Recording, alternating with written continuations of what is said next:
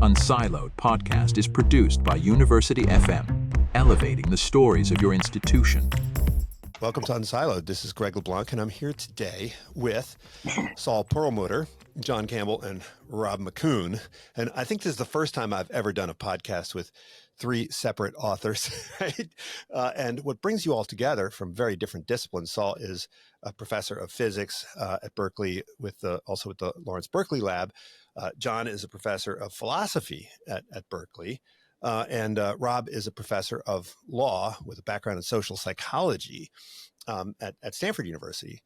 Used to be at Berkeley, of course. And these three different disciplines, you'd never think that three people from these disciplines could combine to write a book, but that's exactly what you did. And it's called Third Millennium Thinking, Creating Sense in a World of Nonsense.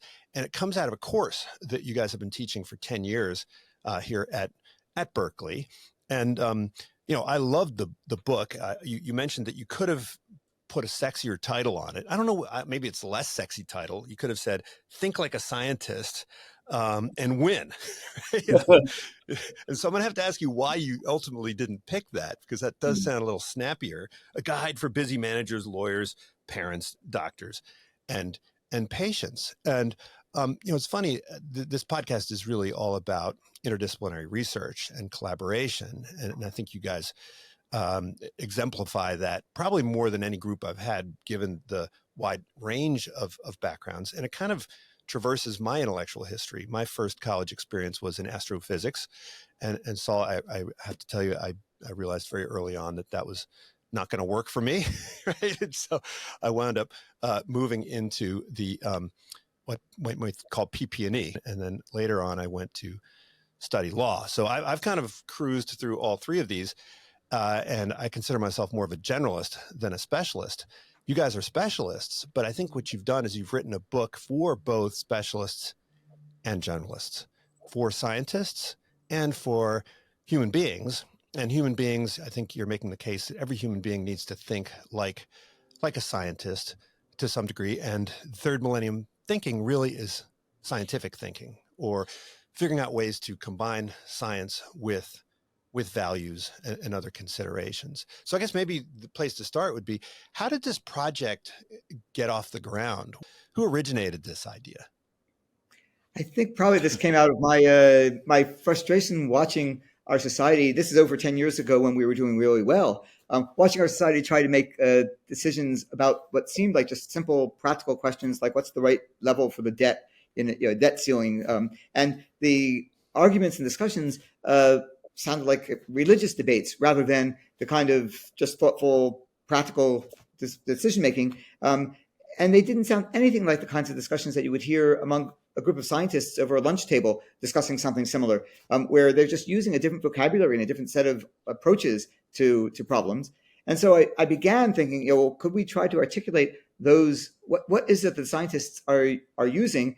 Because I don't think they were ever taught to any of us in any science course. I don't think any physics, biology, chemistry course teaches these ways of thinking about problems.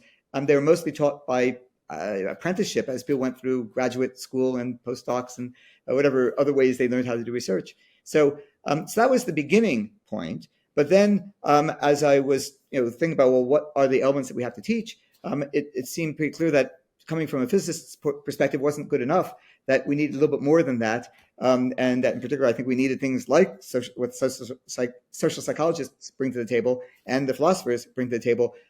Because if you go to a physics faculty meeting, it won't necessarily run any more rationally than any other faculty meeting. And there's obviously more to these problems than just what you learn as a practicing physicist. So, maybe I should pass the ball over to Rob and John for their experiences as we started to pull this all together. Well, I think John came on next, and so by the time Saul had reached me, he already had a physicist and a philosopher, and I was trained as a psychologist, so I figured they were working through the P's, and if they couldn't get me, they would get a poet or a paleontologist or a proctologist, or I'm not sure what, but I jumped at the chance to to work on this because I had become quite frustrated. In my professional life, I was very involved in some very contentious public policy issues, and I really was trying hard to be an honest broker and to try to, my perspective was that I could help inform the debate by clarifying the trade-offs involved and helping people to make better decisions. And I was just struck by how politicized the use of data can get, how weaponized it can get, and how scientists themselves can also get pulled into that, the temptation of doing that, of using data selectively to support one's preferred predilections. So this was an opportunity for me to really try to make sense of how's this supposed to work? How is the rigor of empirical science supposed to interact in a messy world of values and politics? Now, John, you're a philosopher, and so in many ways, you're sitting outside of the sciences, right? I mean, yeah, and so part of this book is it's not just simply about how to be a good scientist and how science works or what the aspirations of science are, but it's also about sort of circumscribing, right, the limits of science. Yeah.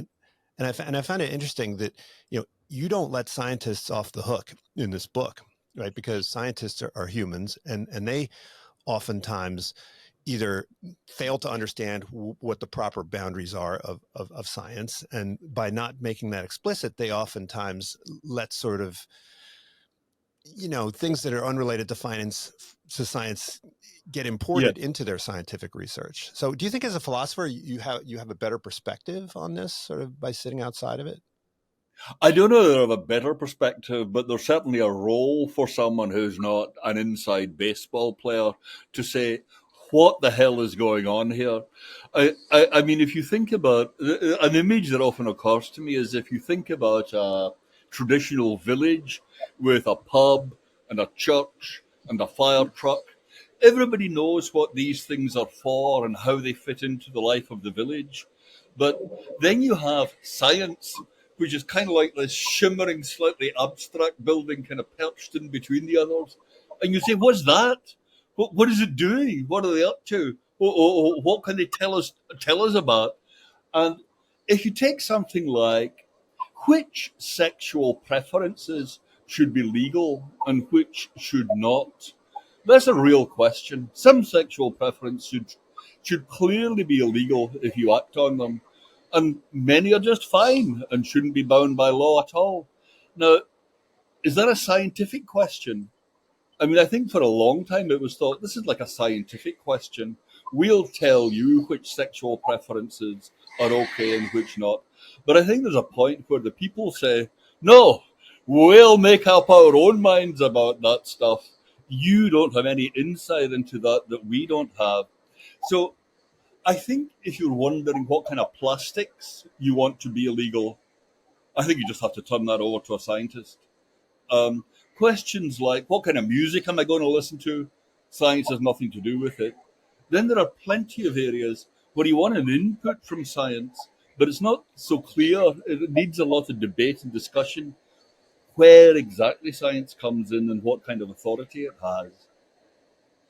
Well, look, I mean, we spend most of our time around academics, and it seems to me that academics fall into two camps. One where they sort of overestimate the capacities of science, and one where they underestimate, right? Yeah. Or they think they challenge the legitimacy of science, and you head right into these waters, and you go back to Hume, and you go back to the is-ought distinction, and a lot of the book is really all about decision making, and of course, the only way to make a decision is to combine facts, right, with values.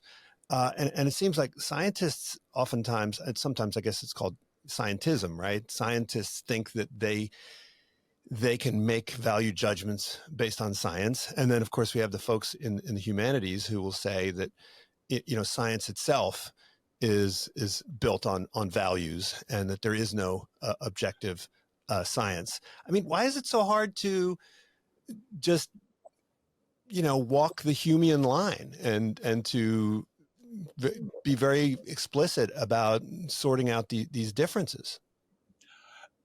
I'm sorry. I don't know if my colleagues want to go first. I think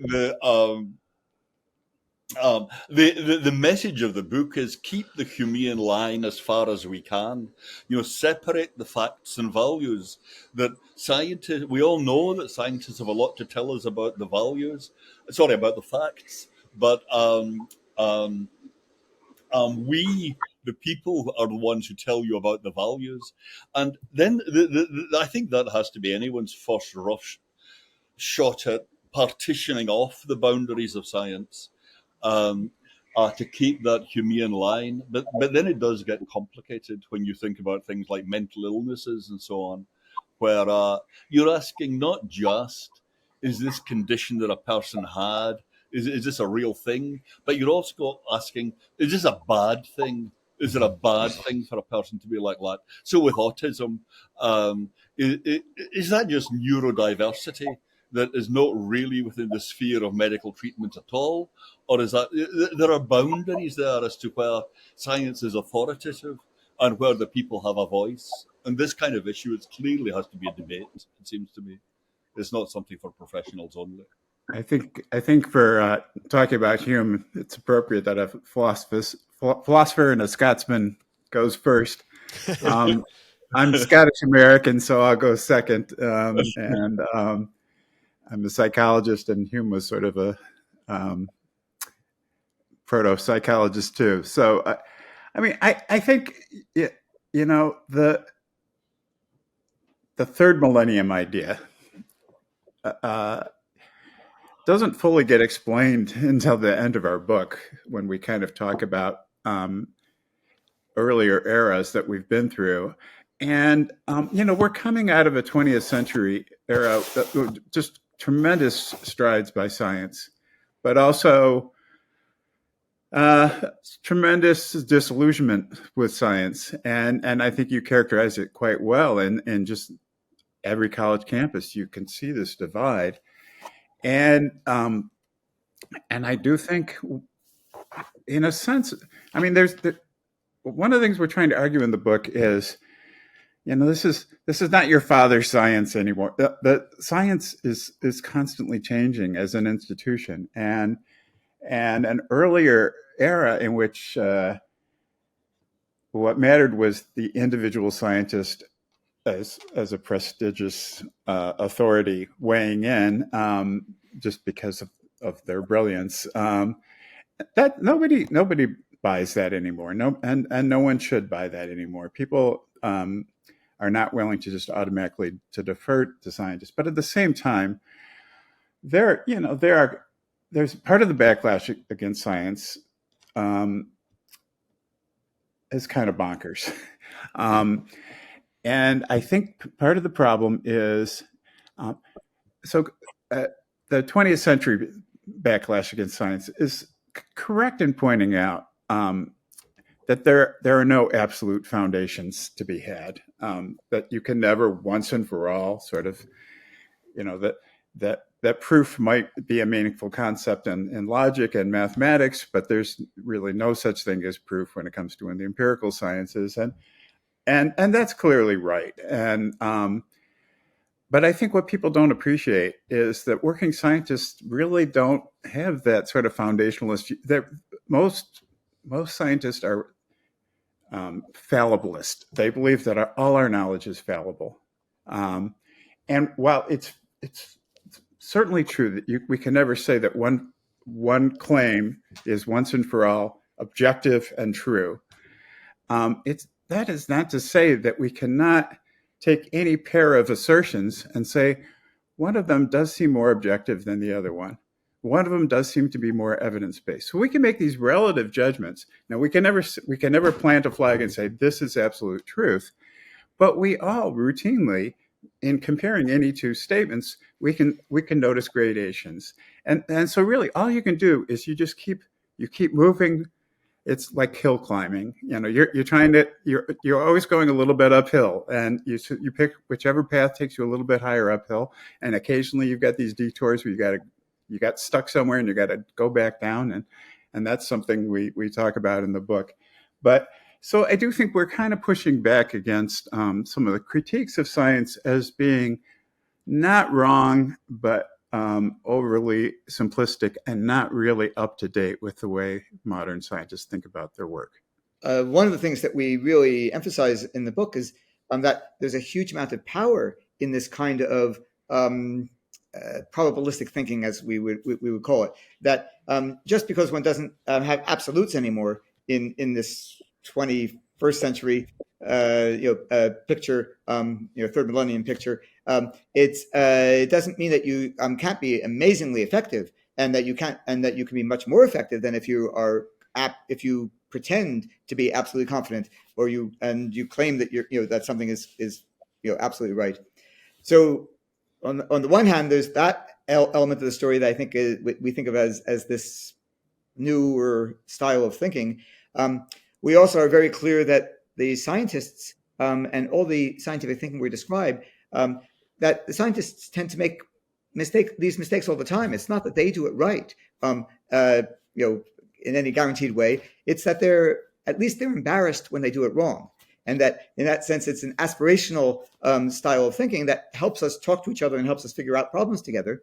And then in the end, this extra element that social scientific thinking has helped us start to think a little bit about what are the useful ways to weave together all these bits of probabilistic expertise with the values that John is speaking about, that we need to bring together from the larger public, almost in decision making, and that's not just a random process. There are actually things we can do to make it much more likely to be both true to the public's, honoring the public's values and goals and fears and desires, but also being effective because it's using the best of what the scientists have come up with probabilistically.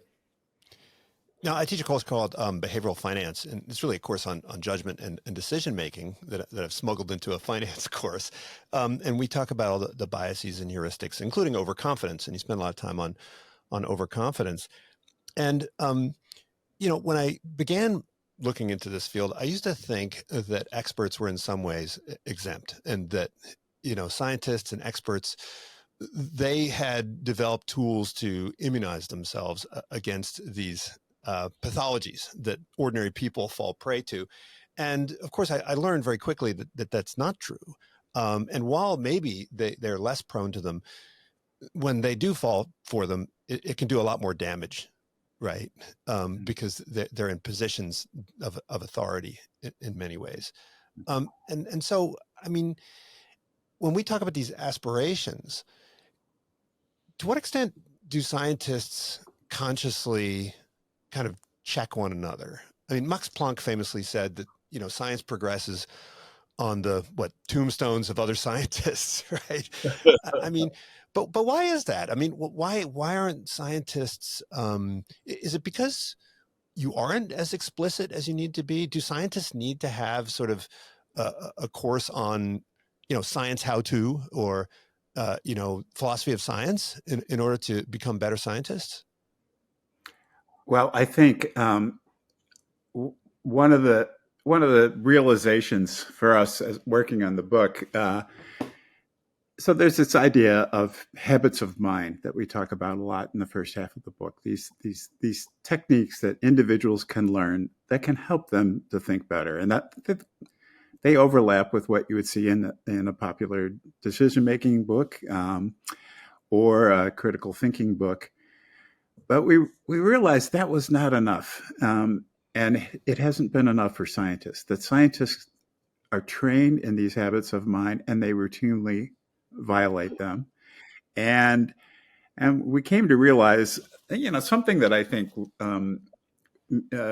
mid-20th century sociologists of science had already figured out, which is science has institutional practices too, and science is this system of organized skepticism, it's sometimes called, and it's these norms of community, these habits of community, in which it's actually considered okay to contradict someone or challenge someone or ask a really brutal question of someone. And in other domains of life, that would be seen as disrespectful or as a provocation that could, lead to violence.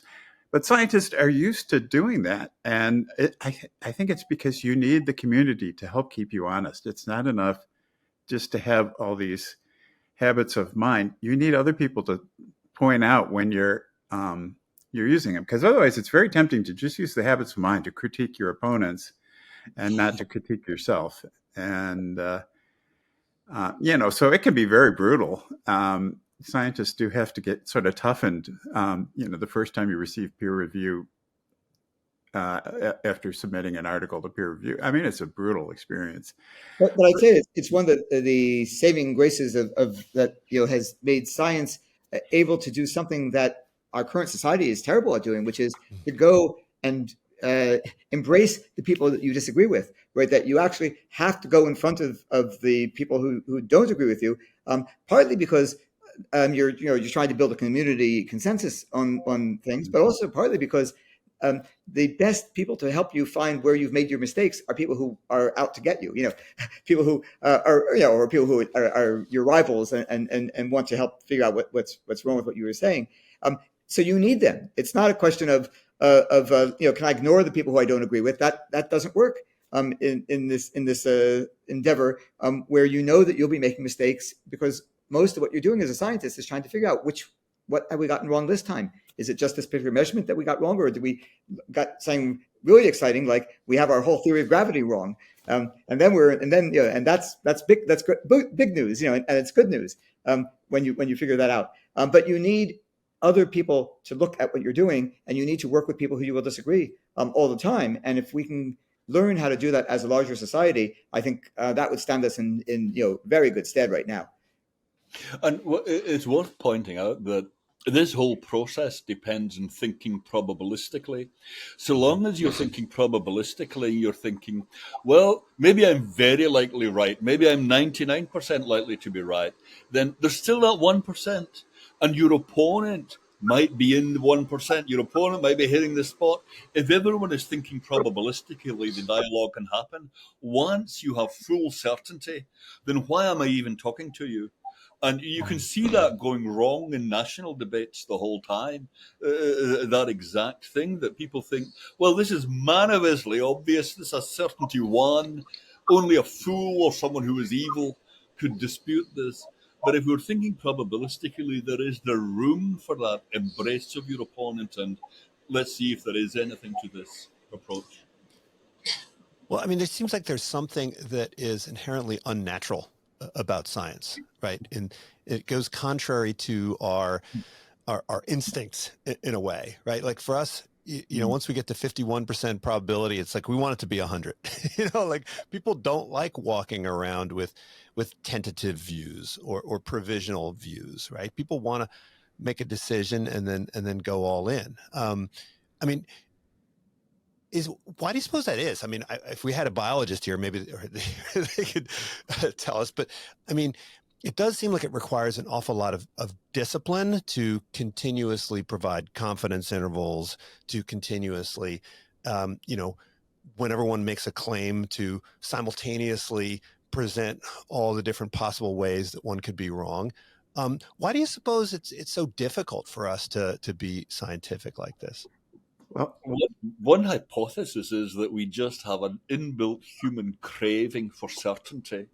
We just long for it, and hence a lot of religious certainties or political certainties. You crave for you don't want your doctor to tell you, well, 80% you've got shingles.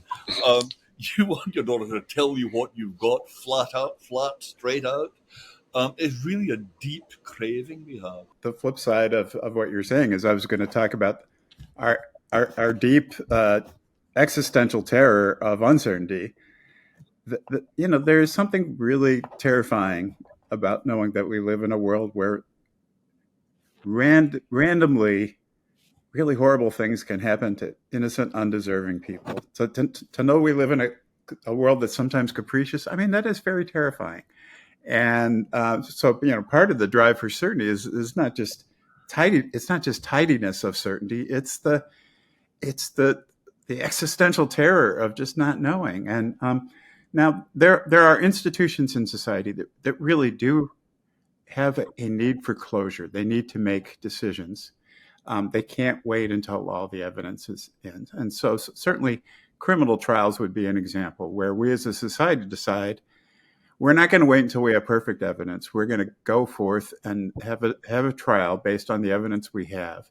And the jurors are going to have to apply a standard of proof because there's going to be some doubt at the end. But, so we give them this reasonable doubt criterion. But that, that's a situation where the jury can't just tell the judge, it turns out we're 67% certain this person is guilty. You can't leave it at that. You need to decide, are we going to hold the person accountable or not? A lot of other decisions in life, actually, we don't have to decide once and for all. We don't have to make a complete decision about what is the right interpretation of what's happening to our climate.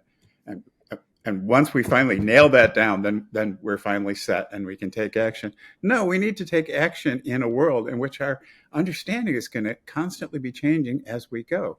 I mean, we certainly saw that with the scientific response to COVID, which, was by no means perfect, but was pretty astonishing when you consider, in a relatively short period of time, how science went from sort of staggering level of ignorance about the coronavirus to being able to develop a vaccine. Now, of course, we still don't have consensus. You never reach that point of complete closure. But I think in the book, we're trying to get people to be comfortable with living in a world of uncertainty, that it's not necessarily a bad thing, that it can be nimble. It can make you nimble to be constantly adjusting. We certainly don't want our music and our art and our novels to be 100% predictable. We know everything that's going to happen.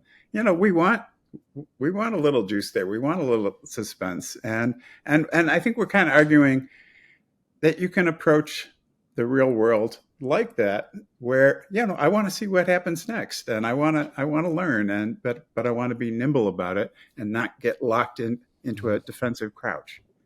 But in order for the scientists to do that, the public needs to accept it, right? So the public doesn't like that. The public wants, their public health officials to stand up there and say, masks are good, masks are bad. They don't want them to say, well, preponderance of the evidence says this, and next week it might say something else. Sugar might be good for you, it might be bad, like that.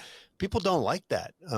So, I mean, as part of the effort to how do we make our citizens more comfortable with thinking the way scientists think? I think there's a couple aspects to that. One is, of course, we write our book and then people read it and they're all more comfortable, right? Or they take courses and they get more comfortable. But I think there's another aspect that we could be playing to, which is that there are subcultures in which we all live, or in which other people live, where we actually are already at home with this kind of thinking. And one that I think many people share is sports. That, if you ask people, they go into a game and the coach is going to tell them the strategy for the upcoming plays. They really do not want the coach to say, we're going to tell you exactly what the plays are going to be and how you're going to do them for the entire next 3 hours. We're going to watch what the other team is doing. We're going to watch how our plays are coming out, and we're going to be doing probabilistic, readjustments. We can't guarantee that every one of our plays is going to work, but we're going to play it so that we win on average. And we can't guarantee that the opponents are going to do everything that we've written down that they should do. They may come up with something different. But this is something that everybody takes for granted when they watch a sports team in action, that there is going to be this constant updating. If they're on a sports team, they know they have to do this, and it's not foreign to people, and they have to, and they're betting. Many in some cases it's there's a lot of money at stake. In terms of who's being hired for what teams, and people spend a lot of huge amounts of money on sports in general. And people do this all the time. So it's not that we are not good at it in certain contexts. It's just that we have to learn that the range of context in which that applies is much bigger than we might have thought. That we're not playing against a virus that's going to keep on doing the same thing every time, and we don't even know what its plays are. We have to adjust our use of masking depending on what the virus's mutations are, and also for that matter how it's even behaving, which we don't know today at the start of the pandemic. So that's I think that's the one sense in which we have some room, I think, to maneuver in this. That it's not that the public hates this kind of probabilistic thinking from the get-go. It's that they use it in certain contexts, but they could use it in others. Yeah. I mean, do you think that we look to our scientists for answers to non-scientific questions because they're because of the progress that science has made, and the kind of other authorities have lost their respectability, right? I mean, when we're thinking about this public policy decisions, we expect the experts to tell us what we should be doing. Yeah, it's funny. I was the other night. I was watching a video, a Neil deGrasse Tyson video, in which he was rating his favorite science fiction movies, and he's an enjoyable guy, and I enjoyed listening to him. But after a while, I was kind of like, "Why am I listening to Neil deGrasse Tyson as any kind of authority on this?" Ultimately, none of these stories are all that grounded in hard science. Even the best ones are pretty far off, which is one of the points he made. So what he ends up talking about is, the plots he liked, the characters he liked. Mm-hmm. And I thought, it's a little bit like buying razor blades because some football player you like uses those razor blades. It is kind of crazy. And scientists are all too happy to step in there and wear that mantle of authority if people will give it to them. Yeah, I mean, I think you point out that decision making, whether in private or in public, requires a balance between expertise, values, and authority. And if there's an imbalance there, you're going to get regrettable decisions. And I really like that way in which you characterize it. I was at a performance at Cal Performances, which I'm sure you guys all know, of Ibsen's play, Enemy of the People, right? Which is, I'm sure you're all familiar with this play, and there was a point where they threw it out to the audience. I think a lot of times when they do this, they have the audience participate, and of course everyone in the audience at Berkeley, and this was sort of around the time of the pandemic, was trust the science, trust the science, trust the science, and of course, even if you trust this scientist, it still doesn't tell you what to do. And I thought it a little strange because I'm surrounded by these academics, and most of whom will endorse this idea of trust the science. But most people are very selective, right? When it comes to trust the science, and if the science seems to support some position that they don't like, then they back off of it. And so I think you talk about this in terms of like badging. I mean, do we see that in science? I mean, do we see it as where scientists will, determine which camp they belong to, and kind of put loyalty to that camp above the scientific enterprise? I mean, even in there was the Newtonians and the Einsteinians. I mean, how much of that is built on a sense of loyalty to community as opposed to a dedication to science? I mean, I'm like curious to hear what my colleagues think, but my impression has been that that people are people, and that when they're acting as scientists, they will have show many of the same foibles that you will see when people are not acting as scientists, but that there are at least a few guardrails that are trying to get them to, in this case, not just go with their badging, with which team they're on. So, you will find that there are some scientists that all the other scientists in that particular subfield always stand up for one particular position, and they just discount it. They know that's, that they're just a little bit rigid, in that way.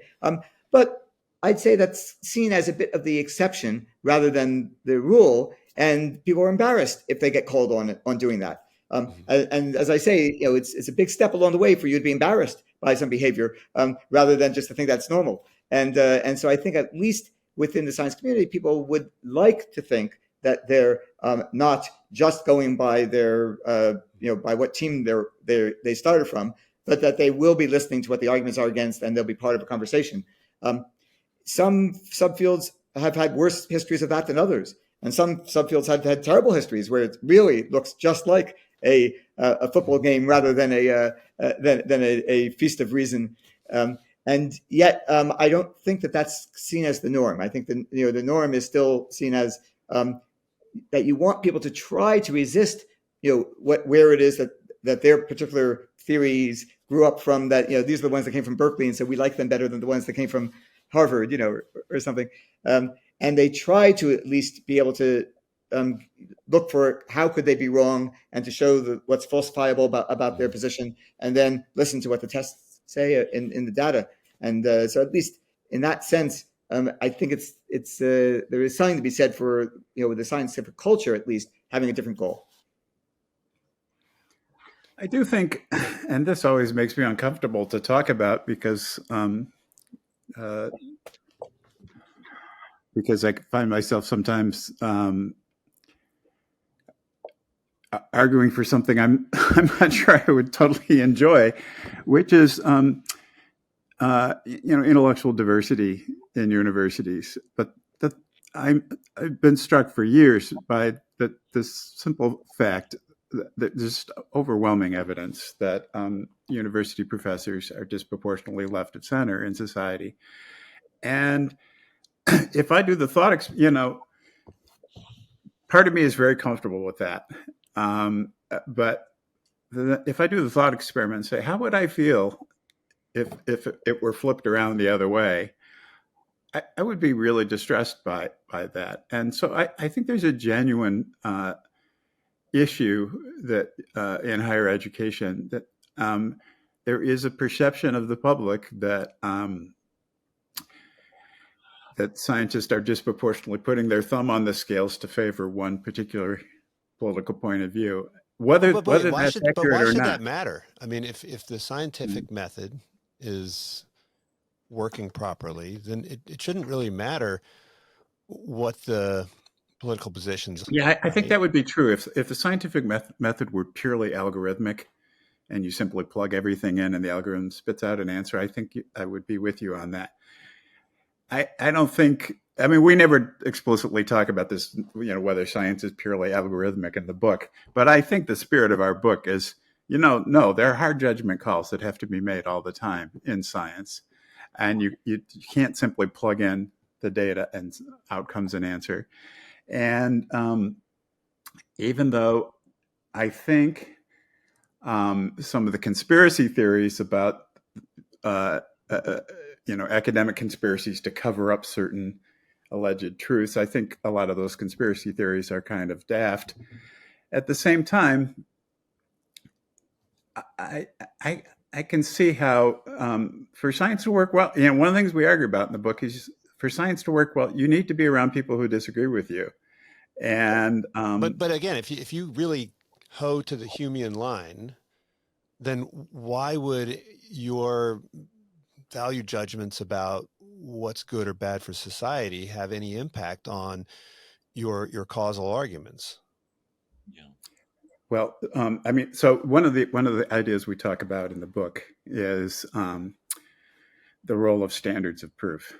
When you're dealing with probabilistic evidence, you need to weigh two kinds of errors: false positive errors of claiming a hypothesis is true when it's not, and false negative errors of saying the hypothesis is wrong when in fact it's true.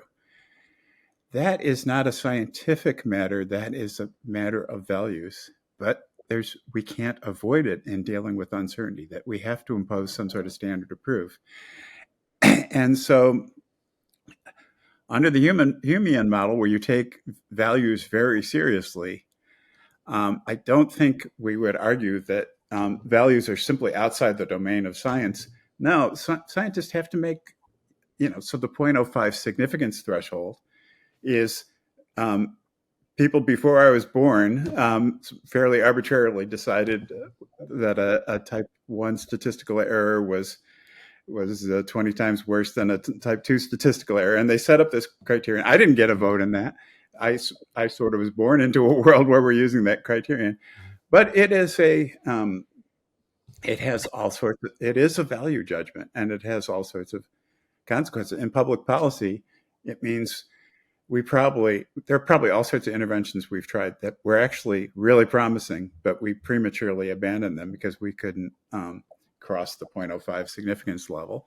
And so I think you can, I'm talking too much, and I want to hear what Saul and John have to say about this, but I think you can't get away from values even in the practice of science. So, yeah, I do think that even in the value-free part, scientists actually, I don't know, if I'm a psychologist and I discover what I call the Campbell effect, and that makes me famous. I go to conferences all over the world talking about the Campbell effect. There's a book of essays devoted to the Campbell effect. Then it's naturally going to be very distressing to me if people say there's no such thing and it's all a bunch of hooey. And at a personal level, that will obviously be distressing to me. As Saul said, scientists are humans. That said, I think most scientists in my experience, even ones who've got a hypothesis for which they are famous, will listen in an absolutely straight way to people saying, no, I think this is flat wrong. They are really, as a group, very, very good at listening to flat contradictions of their main views. And there is another phenomenon that you get with someone who's very famously associated with a thesis, which will be, if they say there's nothing to it, then they have such authority that no one will believe it after that. So they may seem as if they're hanging on to belief in it beyond reason, but it's really because there's actually this real importance that their decision has, that if they give up on it, everyone will say that's it. But I do agree with Rob, actually, that about values in science, that values in science come in all over the place. That take some experiments Rob did where they were measuring educational outcomes for children in middle school, depending on the age at which they transitioned to middle school. Do you do better if you delay a bit? Now, when you choose to measure that, there are all kinds of questions about your methodology. Are you looking at ethnic backgrounds of the children? Are you looking at socioeconomic status? Are you looking at gender breakdowns? All kinds of political questions about value questions about what are the important things to be looking at here come in. But that doesn't challenge the objectivity of the result you get at the end. You know, there's going to be situations where we have to evaluate expertise, and even though we're not experts, particularly in the law, right? So, you know, there is this principle, right, the Daubert principle in law, where you have lawyers and judges who are evaluating scientists. And I think as ordinary individuals, we have to evaluate the quality of expertise all the time. We can't just simply put our faith in, you know, the people who call themselves experts. So, I mean, I think you're very optimistic about the capacity of generalists and non-experts to do a sort of a meta-analysis of the expertise that they're exposed to.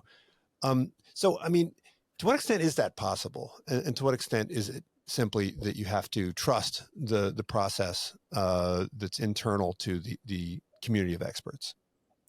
I'll pass some of this to Rob in a minute, you know, as our legal scholar. But I was going to just comment that I think that there's a difference between really understanding a field enough that you don't need the expert, and having some understanding of how science works, so you could recognize which experts you are more likely to trust.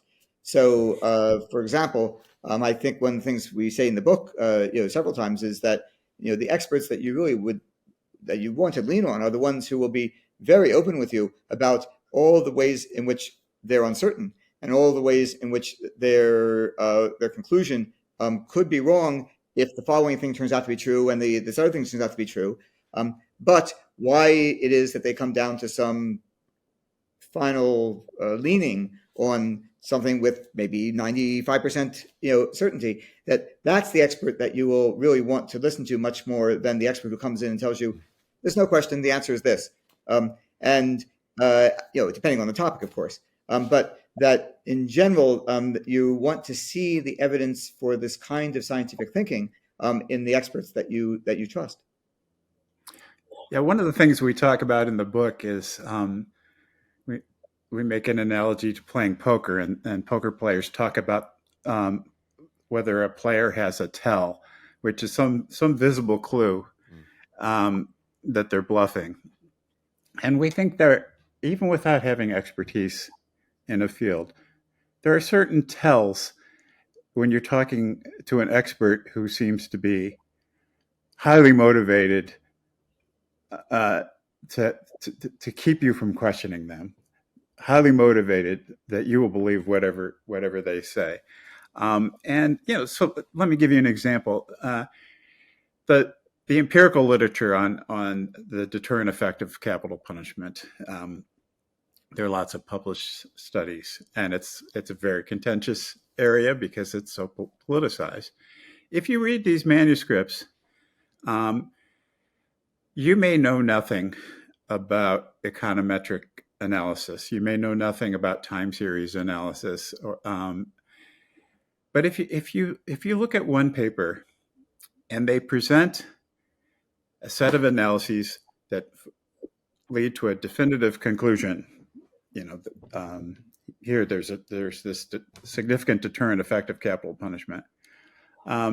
You look at that paper and you say, "Wow, that seems pretty impressive. I don't quite know how they got there, but look at all these numbers and it looks pretty impressive." Then you look at another paper, and the other paper also presents these empirical analyses, but they have tables where they test whether they're wrong. In some of the examples I'm thinking about, a paper that will take every possible start date and every possible end date for looking at 50 years of capital punishment statistics to see whether the results change depending on whether you start in 63 or 64, or whether you include 2014 or you end at 2012. So they test every possible combination. They're trying to root out alternative explanations. They're trying to find ways they could be wrong.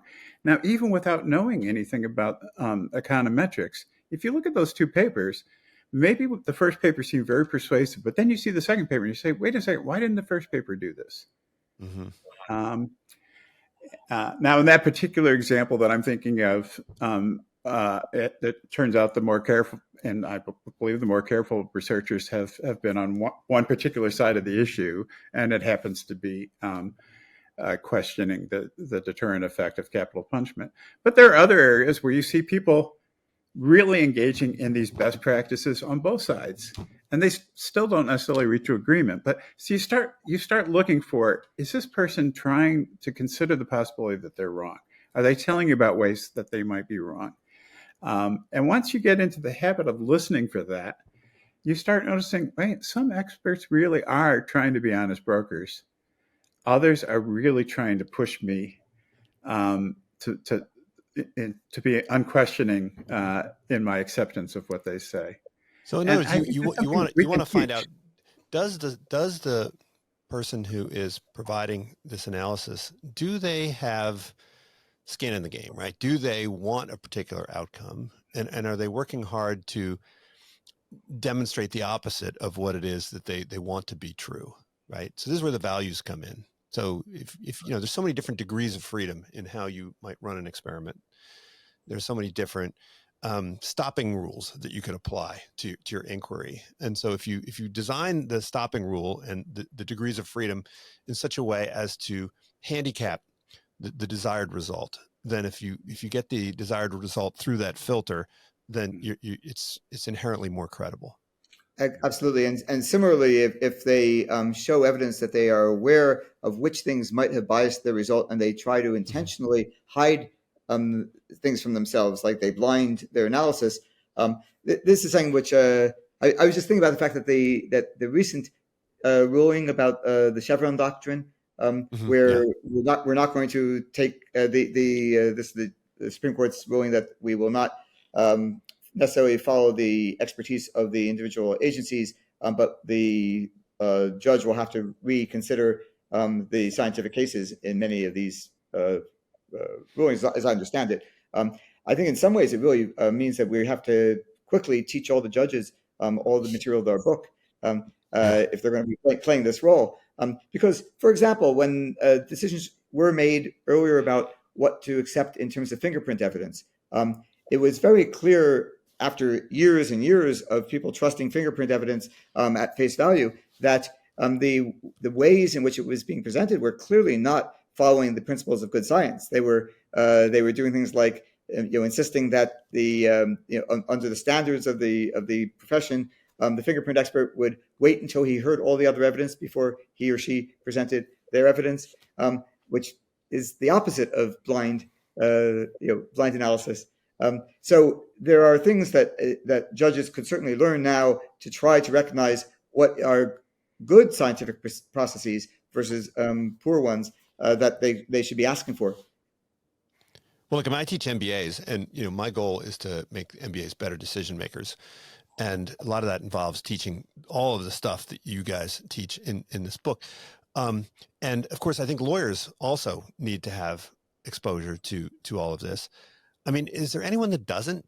I mean, should we make this course or some version of this course mandatory for everyone who goes to university, and maybe even anybody who plans on voting? Well, high school.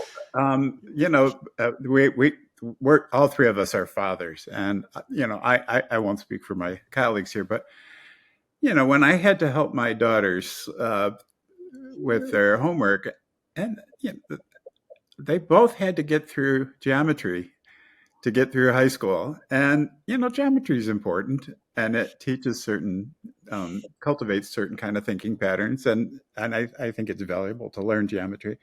But after a while, I was like, why are they spending so much time on geometry when probability and statistics are just an elective that most of them are not going to get?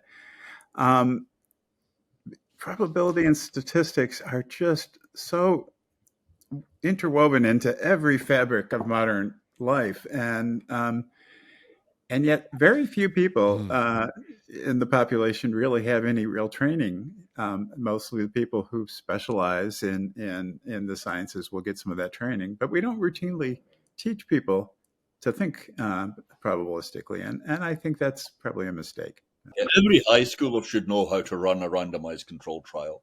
I mean, it's absurd. What I find interesting is the overlap between what you're describing as third millennium thinking and what we teach to entrepreneurs. And so, look, all of you are in the Bay Area, and so you can't help but be exposed to entrepreneurs and startups. And the way when I interact with these founders, I say your job as CEO is chief experiment officer.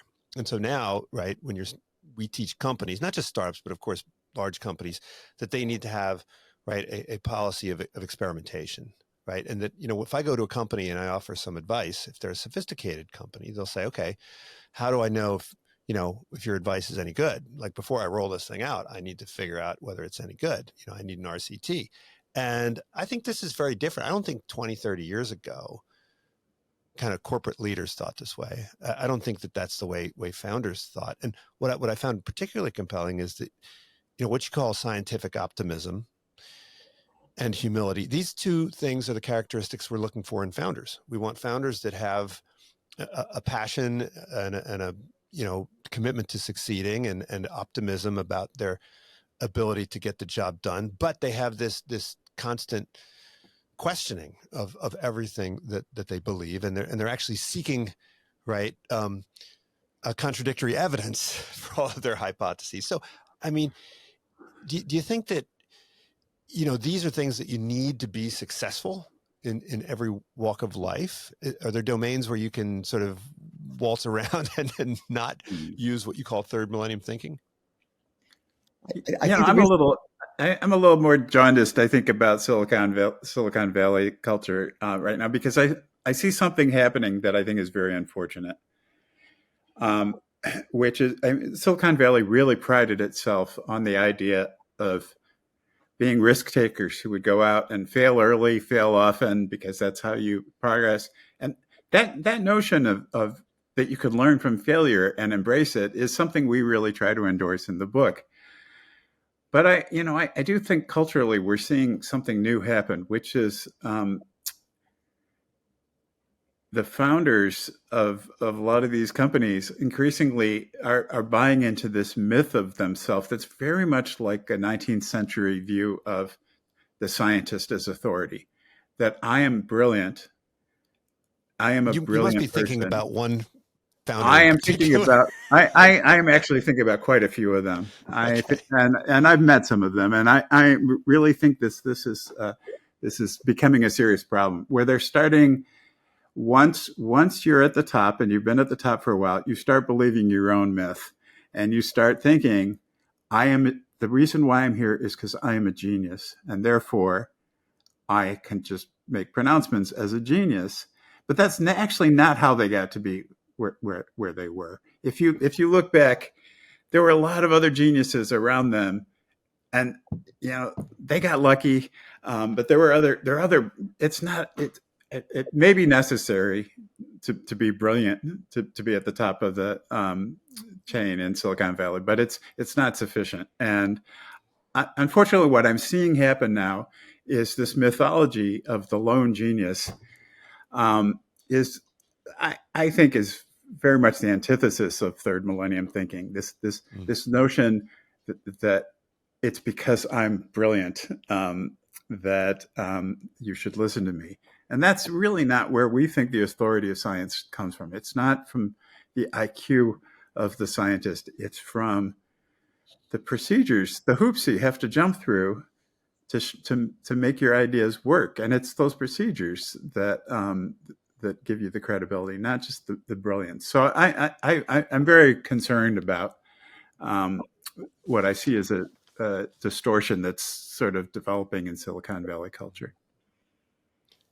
What I found powerful in your book is how you use metaphor, right? And metaphor plays a huge role in helping people to understand. And one of the pairs of metaphors that you used that I really liked was this idea of science as a raft versus science as a pyramid. And maybe just to give a tiny flavor, because there's so much wonderful, rich discussion in the book, but maybe just give us a little taste of how you use these metaphors. I mean, I was interviewing Michael Strevens a while back, and I think he was someone who also uses something like this science as a raft, a metaphor.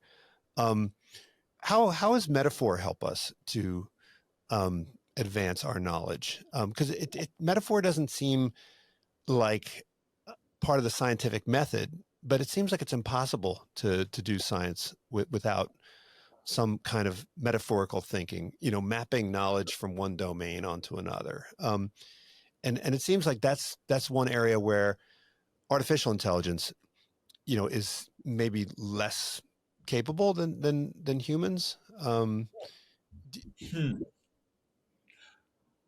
mean, what That's very abductive reasoning and casuistry, that kind of stuff. the, let me try to see if I can catch what you're saying there. There are ways in which thinking metaphorically in science can be really productive. I mean, the metaphor isn't static. It starts to generate more ideas on its own. Like if you say electricity is like a liquid running around the wires, you say, oh, well, is there a definite pressure and volume? Or you say a physical object is made of tiny little billiard balls. And you say, are they moving? How fast? What's going on? The metaphor generates lots of further questions and issues. And it must be, surely people are doing this in AI, but very hard to see how you would get that effect in our lifetimes of that kind of corralling and productivity of scientific ideas that metaphor can do. I do think both of my colleagues have come up with metaphors in the book that, for me, at first, the metaphor is just like, oh, here's a way to illustrate some point we're trying to make. But in these cases, the metaphors themselves really became a source of insight for me. So, part of it is the discussion of the raft and the pyramid, and Saul, I apologize if I'm wrong, but I remember hearing that comparison from John first. But this notion of science as this pyramid where you're building up this absolute solid foundation and you're building it up. It is the way so many of us. It's so tempting to think of science that way. But then there's this other metaphor. You're floating down the river in a raft, and the individual logs are rotting, and occasionally you need to pull one of them out and replace another one. So you're kind of repairing the raft as you go. And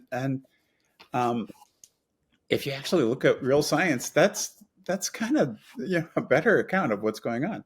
The other metaphor, which came up in a conversation with Saul, was we were talking about skepticism and how skepticism is really good at shutting down bad ideas, but that sometimes it can be paralyzing. And Saul said, you can't just drive a car with a brake pedal. You need an accelerator too. You need a gas pedal, and scientific optimism is this gas pedal. And that for me has really been useful because it's very easy to teach students skepticism. But if you learn skepticism without learning this accompanying optimism, you can get paralyzed. And this happens. I have really smart students come in, and they're really frustrated. They're learning all these ideas, and they've got to the point where they don't trust anything anymore, and they just kind of feel unmoored and hopeless. And but Saul pointed out, when a working scientist hears that there's some problem, their immediate assumption is, well, then I'm going to find the solution. There must be a solution out there. And that's, that gas pedal is really an important part of science that doesn't get talked about. The skepticism part, I think, is familiar to people, but that gas pedal and so that metaphor really, helps me to really, really think about what we should be trying to cultivate, in students. We want our students to have a good brake pedal and a good gas pedal. Well, look, the book has a discussion of habit of minds and also habits of communities. And within the habit of minds, we don't have time to get into it, but there's some wonderful tools that people can use to think better, including some that I had never seen before, like Hill's criteria and Langmuir's list. And the look elsewhere effect is a term that I hadn't heard before, but I was familiar with the phenomenon. But you end with some discussion of sort of community habits and how we can make better communal decision making. And there's one story that you tell in the book about an actual decision that had to be made by a community, and you walk through how they did it. And this was this story about the ballistics. And I was wondering if you could just tell us that story, because it seemed like an ideal scenario. And I was wondering how scalable are the techniques that you point out in this story. Okay, back in the 70s, there was a real problem developing in Denver, Colorado. The local police force wanted to introduce a new kind of bullet, a hollow-pointed bullet, and local activist groups, community groups, were really very concerned about this. They said this is a dum-dum bullet, it's going to cause lots of damage to our community. You don't need this. And there were lots of protests. And the police counter-protested. So there were protests and counter-protests going on outside the city hall.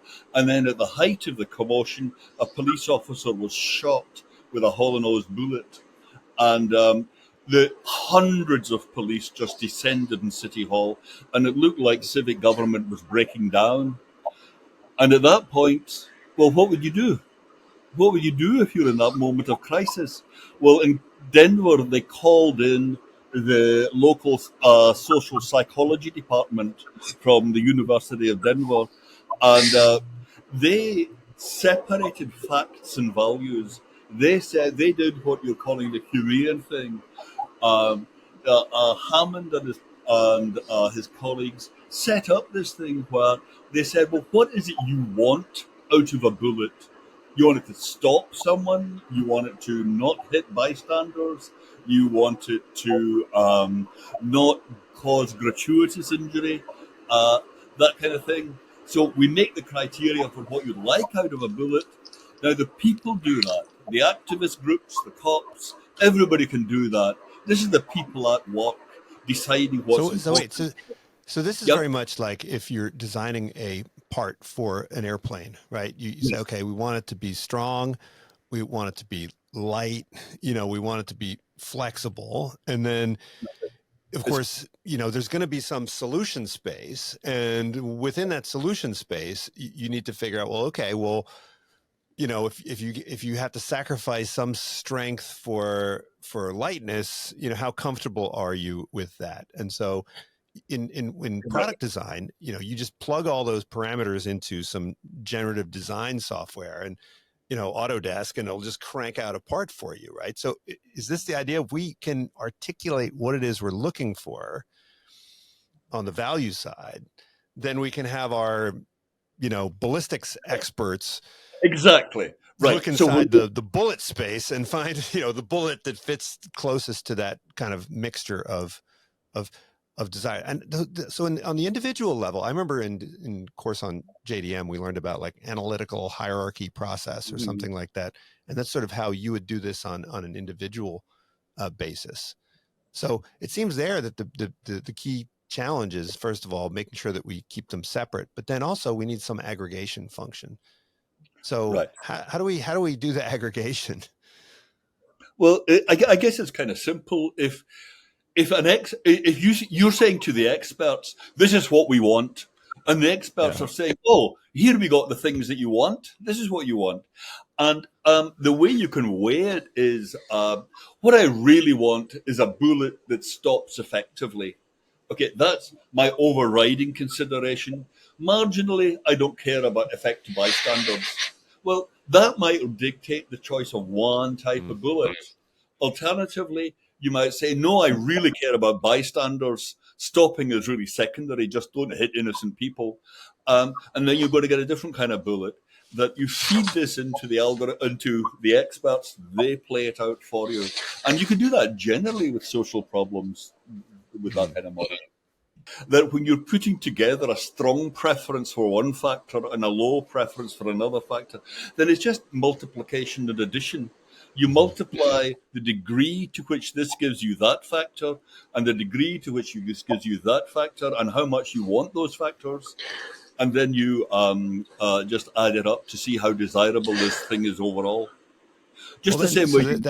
So that leads to a follow-up question, which is, a lot of what we teach in business school and economics is about, how to make better decisions without having anything to say about what preferences are valid. And so, a lot of people are skeptical that you can do that, but I think that helping people to work through their values, there is a room for values expertise that is value neutral, right? Like helping people to work through this process of sorting out what their values are, because a lot of times if you ask individuals or you ask a community like what they want, they'll spew some stuff out, but they won't actually think about the trade-offs unless they're forced to. So is there room for sort of a, values expertise or expertise in the forcing of value functions out of individuals and of groups?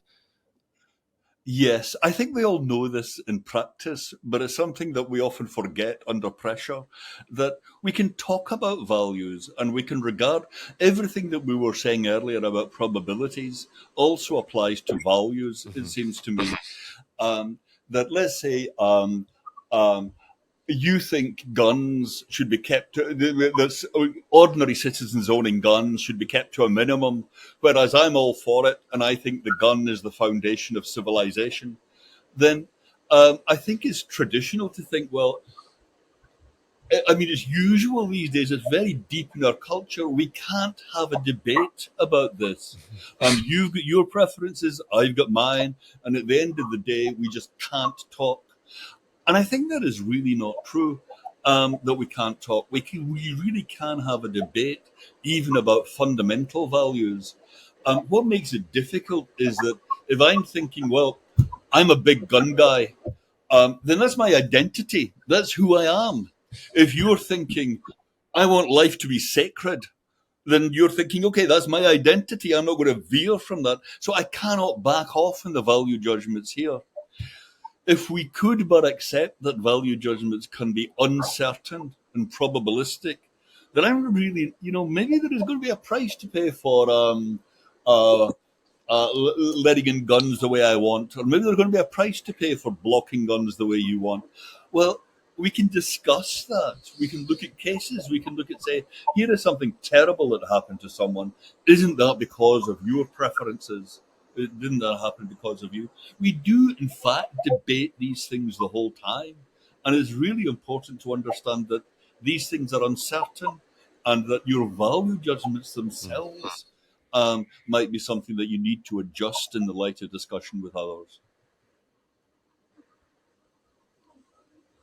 I was going to add that in the book, we discuss these points that John is making, but we also discuss that this particular somewhat simplistic example of the multiplying a few preferences by expert judgments and adding them all together and having an answer, that in the end that probably feels a little bit too cut and dried, and that for many situations, I mean, there are nonlinearities in preferences, and there's these all sorts of ways in which coming up with the right evaluation is going to be very difficult. So in the end, we were particularly more interested as well in hearing about other techniques for bringing together the values and the facts, and how do people make judgments that are a little bit more fluid. And so that was one of the reasons that we spent a lot of time discussing these techniques like deliberative polling that are used by citizen assemblies now around the world in different ways, where you bring both a representative sample of the population into a deliberation, into a discussion, but you also provide them with panels of experts so that when they run into questions where they don't know the facts, or they can't figure out what the right, something that they could ask an expert about, they have them right there, and they can make the conversation much more fluid by taking advantage of the experts to inform them for the things they need to know for the actual representative group to have the deliberation. And the advantage, of course, of having a representative group is that it has a lot of authority. If a group that actually has people, truly represented of all the demographics of that population, then if they come to a decision together, it feels a little bit more like this is what our current population thinks when they're actually given a chance to think together with expertise available to them. And so that was there's a very impressive stories coming out of that literature. The process you described matches very nicely with what I teach in my data science class, which is, you set up the confusion matrix, you set up the cost benefit matrix, and then you multiply them to find out where your decision boundary should be. And so I really like that. So in the book, there's a third millennium way to think about expertise. There's a third millennium way to think about values, and there's a third millennium way to think about authority. And of course, there's a third millennium way to think about how you balance all three of those things. Fantastic book. If I bring back my critical thinking course for the MBAs, I now know what textbook to use. So this is great. Saul, Rob, John, thanks much for joining me. I hope to see you all around sometime soon. Great. Thank you. My pleasure. Fun. unSILOed podcast is produced by University FM, elevating the stories of your institution.